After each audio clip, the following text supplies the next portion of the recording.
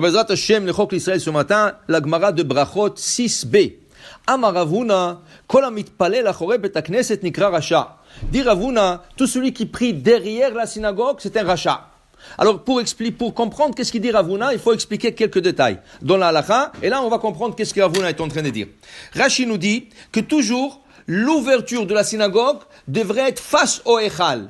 Okay? En Israël, par exemple, il faisait tout le Echal du côté ouest, et la rentrée du côté est. Pourquoi? Dit Rashi, Doumia de Bet Amikdash, comme le Bet Amikdash. Le Bet Amikdash, la porte principale se trouvait à l'est. Quand tu rentrais au Bet Amikdash, tu étais en face de Kodesh HaKodashim qui est à l'ouest.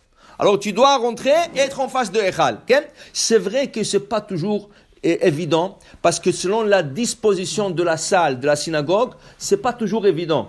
La règle est, toujours tu places le Echal qui soit d'une direction, mais que jamais tu donnes le dos à Jérusalem. N'importe où dans le monde, tu ne donnes jamais le dos à Jérusalem. Alors par exemple, en Israël, Ken, tu diriges Bet Amikdash. En États-Unis, au Canada, on met le Echal à l'est pour se diriger vers le sud-est plutôt, pour se diriger en Israël. Maintenant, s'il n'y a pas, alors tu peux mettre le Echal au nord. Ken, tu peux mettre le Echal au sud, mais tu ne peux pas le mettre à l'ouest, parce que là, tu donneras le dos en Israël. La Russie, Ken, en Russie, il doit mettre le Echal à l'ouest. Parce que l'ouest, c'est la direction d'Israël, c'est Jérusalem, Ken. Mais il ne peut pas le mettre à l'est là-bas. Là-bas, c'est le contraire. Tu ne peux pas le mettre à l'est parce que tu donneras le dos à Jérusalem. Ça, c'est la règle, grosso modo. On essaie toujours que ça soit en direction d'Israël. Maintenant, si ce n'est pas possible, tu peux mettre dans des autres directions, tant que tu ne donnes pas le dos en Israël. Mais a priori, si tu demandes, quelle est la meilleure position? Voilà, je construis une synagogue. Et j'ai le choix de la construire à la manière que je veux. Écoute, tu diriges le Echal à l'est. Hein? Tu fais la rentrée de la synagogue à l'ouest. Dès qu'une personne rentre à la synagogue, Vani berov chasdecha, avo betecha, eshtachavelecha kochecha biratecha, tu te trouves devant le Echal, Ken, et tu rentres à la synagogue. Maintenant, on va comprendre qu'est-ce qu'il dit la Gemara. Amaravuna, dit Ravuna, kola mitpalel achorei bet hakneset. Ici, il y a deux explications. Rashi et Rabbeinu Tam. Rashi dit, qu'est-ce que c'est achorei bet hakneset? Alors on va dire, la disposition est idéale, le Echal est à l'ouest, la rentrée est à l'ouest. Ce monsieur se trouve à l'ouest, mais il prie avec le dos, ou plutôt avec la face vers l'ouest. Les gens, quand ils rentrent à la synagogue de l'ouest, leur visage est vers l'est. Lui, il prie derrière, ça veut dire derrière la synagogue, et le dos vers la synagogue. Pourquoi tu pries avec le dos vers la synagogue? La synagogue est là-bas. Pourquoi tu pries vers l'autre direction? Ça a l'air, has veshalom shtereshuyot, comme s'il prie à un autre Dieu. Tout le monde prie d'une direction, et lui donne le dos à la direction que les gens y prient. Ça, c'est l'opinion de Rashi. Rabbeinu Tam, il vient, il dit non. Lui, il se trouve derrière le Echal, avec le dos vers le Echal. Derrière le Echal, avec le dos vers le Echal. Qu'est-ce que ça veut dire ça? Tu donnes le dos au Echal. On n'a jamais le droit de donner le dos au Echal. Il y a même dans la Chot. Le Echal, quand tu construis un Echal, obligé que tu soulèves l'étagère où se repose le Sefer Torah, tu la soulèves au moins 1 mètre, 3 pieds. Pourquoi? Parce qu'on n'a jamais le droit de donner dos au Echal. La halakha dit dans le Chot Shabbat, quand tu soulèves quelque chose plus qu'1 mètre de la terre, il se trouve comme dans un autre domaine. Dans ce cas, même si tu donnes le dos au Echal, c'est comme si le Sefer Torah se trouve dans l'air, plus haut que toi. Alors il n'y a pas de problème.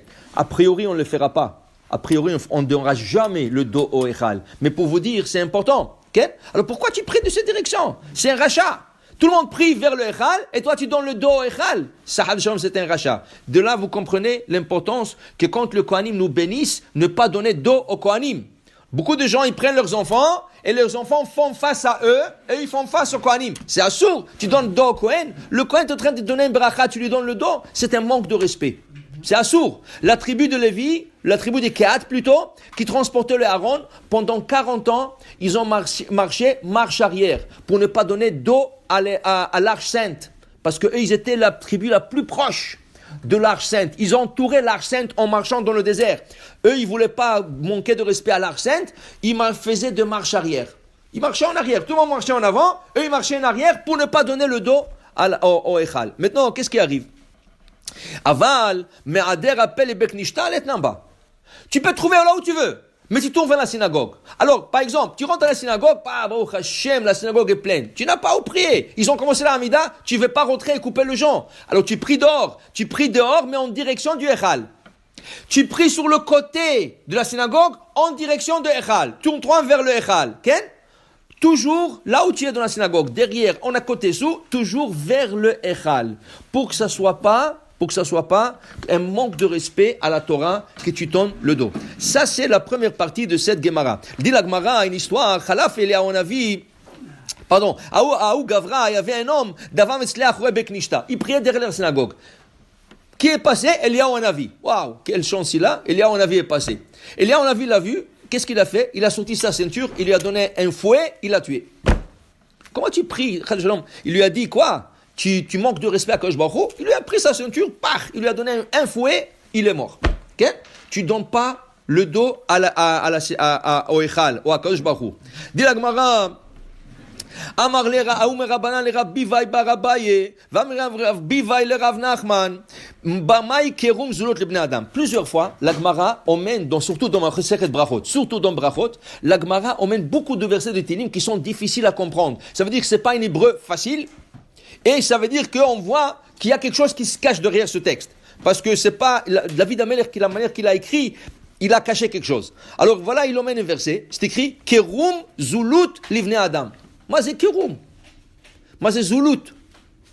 C'est pas de mots hébraïques courantes. Ken? Alors, qu'est-ce que c'est ça? Amarle, alors, explique-moi le verset. Amarle, oui, je t'explique. Il n'y a pas de problème. Mais du coup, Kéroum, il y a des choses, Shinimtsaim berumo shel olam. Il y a des choses qui se trouvent au sommet du monde.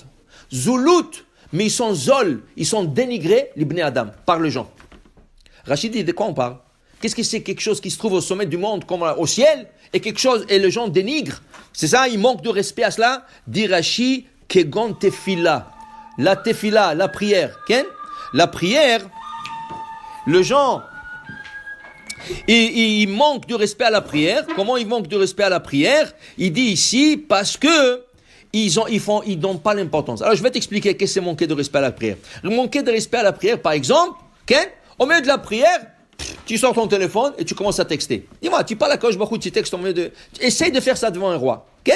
Tu regardes ton email. Qui c'est qui m'a donné... Tu réponds des emails.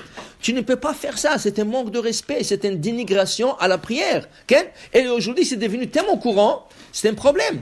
Ça a été déjà prédit par les Gaon Mivilna il y a 350 ans.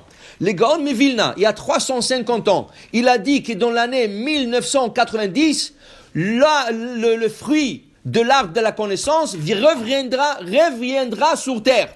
Comment il a dit ça? Il a dit ça, pourquoi?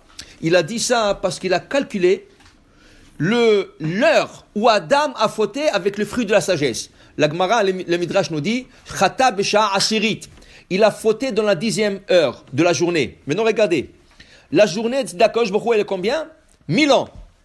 1000 ans divisé par 12, une journée c'est 12 heures. 1000 ans divisé par 12, ça donne 83.333. Ça veut dire que chaque heure d'Adam, ça a donné 83.333. Chata besha asirit, il a calculé, il lui a sorti 90, pardon. Qu'est-ce qui est arrivé comme un événement important dans le monde en 1990? L'Internet est devenu public. Jusqu'à date, l'Internet était quelque chose que des agents secrets, comme la police, l'armée, tout ça. En 1990, ça a été mis sur le marché. Art de la connaissance. Sur l'Internet, tu peux apprendre des cours de Torah extraordinaires. Ken? Tu peux avoir des discours, tu peux avoir des articles, tu peux faire des recherches. Google, Rabbi Google. Qui c'est qui utilise pas Rabbi Google? Ken? Google Mogul. Ken? Bon, pour te dire, tu peux faire des choses, mais d'autre part, l'autre côté, c'est le côté noir. Il y a des choses il faut faire très attention de ne pas s'approcher. Okay? Alors, pour te dire, c'est ça. C'est Etz Hadaat, mais il faut savoir comment l'utiliser. Pas pendant la prière, pour donner le respect complet à notre prière et pour que la prière monte et soit exaucée et complétée par Hashem. Baruch Adonai Le'olam. Amen ve Amen.